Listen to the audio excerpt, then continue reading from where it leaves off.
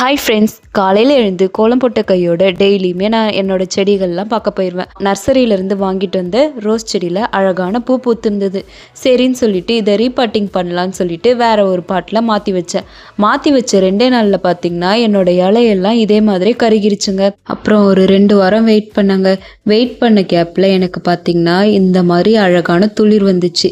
அந்த வெயிட் பண்ண கேப்பில் நான் என்ன பண்ணேன்னு பார்த்தீங்கன்னா, இந்த மண்ணை நல்லா தொட்டு பார்த்து ட்ரை ஆனதுக்கப்புறம் தாங்க தண்ணி ஊற்றுவேன்.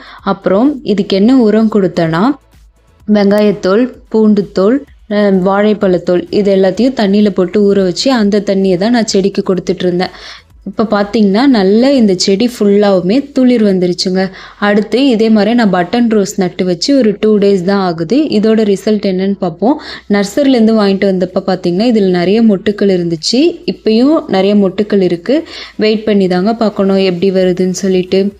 நான் அப்புறம் இந்த எக்ஷெல் பவுடர் ரெடி பண்ணி என்னோடய செடிகளுக்கு கொடுத்துட்ருந்தேன். இது எப்படி ரெடி பண்ணேன்னா, முட்டை ஓடு இருக்கு இல்லையா, அதை வெயிலில் காய வச்சுட்டு அதை பவுடர் பண்ணி வச்சுருக்கேன். இது தண்ணியில் மிக்ஸ் பண்ணி ஒரு 10 நிமிஷம் நல்லா ஊறினதுக்கப்புறம் இந்த தண்ணியை தான் நான் செடிகளுக்கு ஊற்றிட்டு வந்துட்டு இருந்தேன்.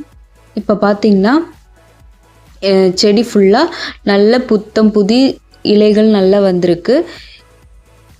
இந்த பிளான்ஸ் வீடியோ உங்களுக்கு பிடிச்சிருந்ததுன்னா லைக் பண்ணுங்கள், ஷேர் பண்ணுங்கள், சப்ஸ்கிரைப் பண்ணுங்கள்.